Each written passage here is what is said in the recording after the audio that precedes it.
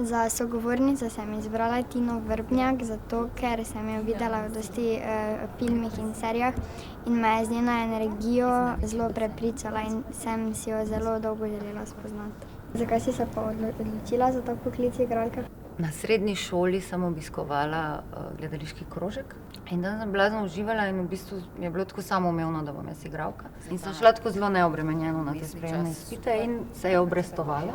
Ampak če pa ne bi bila sprejeta, potem pa bi študirala umetnostno zgodovino in francoščino. Si že kdaj igrala kakšno vlogo, ki ti ni bila tak niti malo podobna? Jaz sem zaposlena v Narodnem gledališču Ljubljana in nekako naše pravilo delovanja je, da igramo tudi zelo veliko dramskih klasik, ne. Pač v enem obdobju, ko so ženske zaradi vrednot, ki so bile takrat živele malo drugače, malo manj svobodno. In so se tudi znotraj tega odločile in dostikrat, ko dobim kako tako vlogo in na njo gledam iz današnjega časa, se pravi iz punce, ki živi danes, a ne, jaz bi se danes čisto drugače obnašala, kot so se one takrat, a ne. Kaj so slabosti in kaj so prednosti igralskega poklica?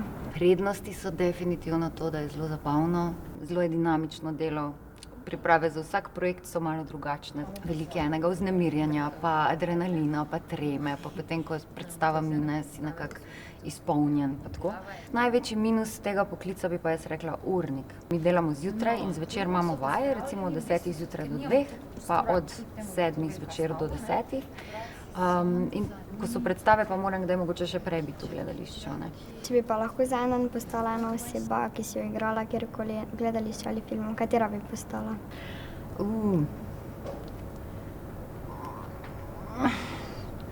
Ne vem, mogoče bi bila Alica v čudežni deželi, recimo. Ker je tako vse čarobno pa prefliknjeno, pa tako malo drugače kot življenje, ki ga mi živimo. Zelo rada se preobrazim v človeka, ki nisem jaz. Me je Tina zelo prepričala in mi dala še malo bolj navdušenja do tega, da postanem igralka.